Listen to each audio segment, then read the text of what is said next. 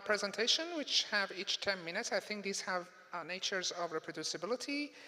The first work is named A Comparative Analysis of Text-Based Explainable Recommender System by Alejandro.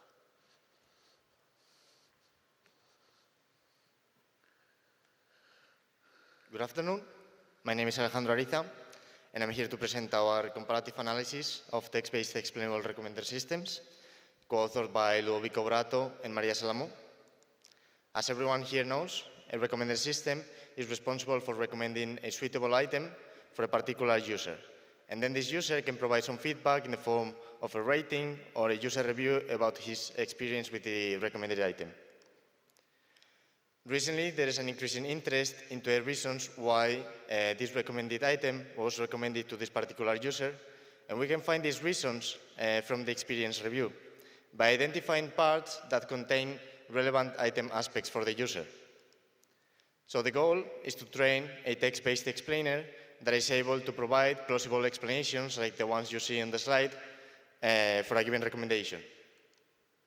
Currently, there are 3 different types of text-based explainers, and these are extraction-based models that retrieve past item explanations. There are generation-based models that autoregressively generate new explanations, and there are hybrid approaches that try to combine the two into an extract and refine paradigm.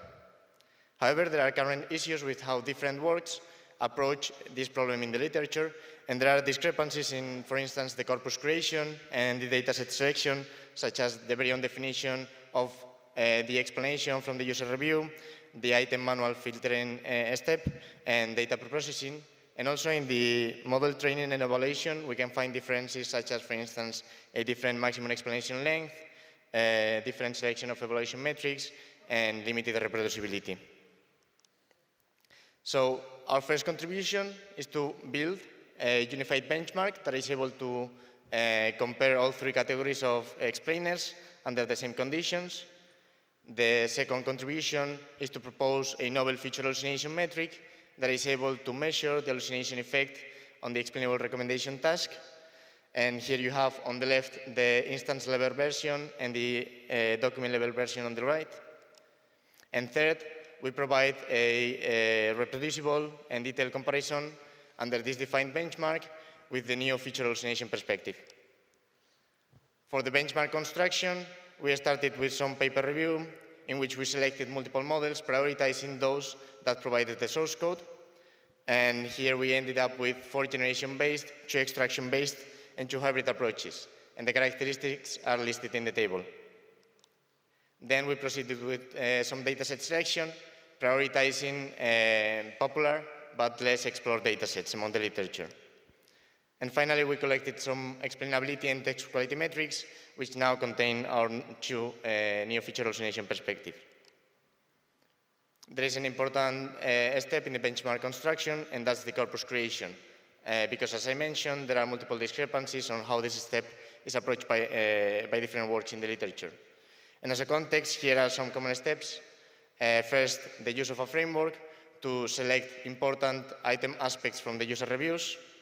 Then these aspects are manually filtered, and the filter aspects are used to create the label explanations. So in order to unify generation-based and extraction-based approaches into what constitutes an explanation in our benchmark, we decided to keep the sentence-level explanations as generation-based and hybrid approaches do, but instead of randomly selecting one explanation from the recommendation and discarding the rest, what we allow for all of the sentence-level explanations per recommendation, and we end up with a multiple sentence-level reference.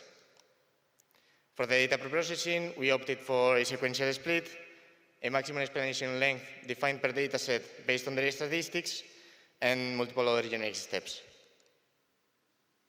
In the model adaptation, as I mentioned, we no longer have a unique sentence-level explanation per recommendation. We now have multiple references.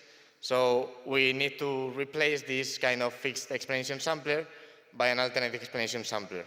And this way, generation-based and hybrid approaches are able to experience multiple explanations for a given recommendation during the training.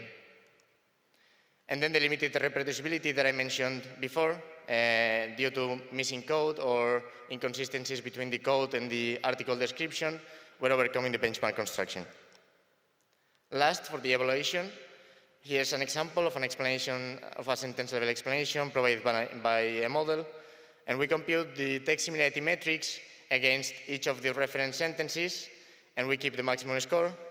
However, on the explainability metrics, we compute them against the whole set of item aspects in all of the references, and that way we are prioritizing those models that opted to generate the most complete sentence level explanation. For the experiments, we defined 3 different research questions. The first one to measure the current state of the art, the second one to measure the hallucination phenomena, and the last one to explore the role of different inner mechanisms in text-based explainers. First, for the current state of the art, we have several findings. Here you have the table with all the results, but the main points are that generation-based models provide more personalized explanations with more relevant feature attributes within the explanations and achieve a greater semantic similarity with respect to the references. However, extraction-based models provide more informative explanations with lower content repetitiveness and a greater feature coverage. Another important finding here is the negative effect of the data sparsity on the overall performance of all model categories, and also the potential of hybrid approaches to exploit both extraction-based and generation-based mechanisms and achieve state-of-the-art results, especially for the expert model. Next, for the second question on hallucination, we consider a feature to be hallucinated in an explanation if there is no mention of this feature for the recommended item in any user review of the whole dataset. As you can see in the image on the left, the chances of a feature to be hallucinated on the test set depend on the feature popularity. The more generic or popular a feature is, the lower its chances to be hallucinated. And here you have a heat map for the feature hallucination and the feature popularity biases. And the main conclusion that we extract from here is that the extraction-based approaches are by far the most robust in terms of both feature popularity and feature hallucination biases. And also the fact that generation-based and hybrid approaches present a considerable popularity bias towards the most popular group, especially under sparse domains. And then this overgeneralization of the popular attributes has a negative effect on the feature hallucination for the popular group. For the third question, we performed some mini ablation studies on a model per each category. And for instance, in generation-based models, we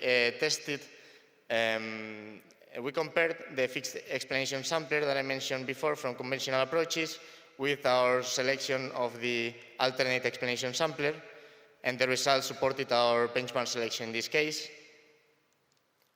Second, for the extraction-based models, we tested the diversity re-ranker in the greener model, and especially its effect on the top 1 explanation sentence. And we noticed that the diversity re-ranker actually improves the relevance of the top 1 explanation sentence under sparse domains.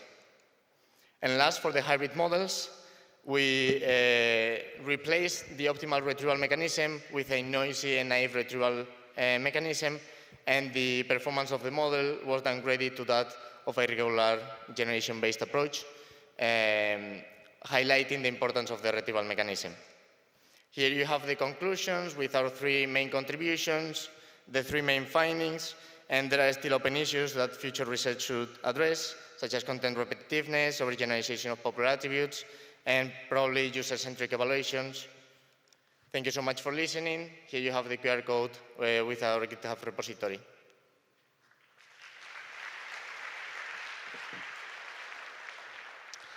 Okay, thank you very much.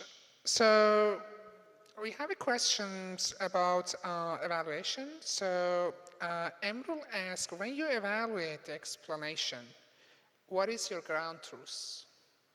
The ground truth for what? Explanation. The ground truth are sentence-level explanations that we extract from the user reviews.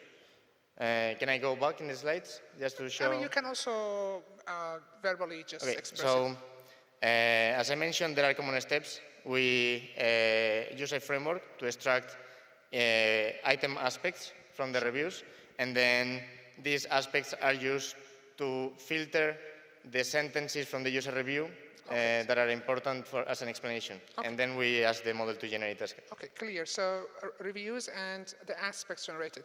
And there's a second question. It's my own curiosity. You're using the metric hallucination here. So two metrics for hallucination.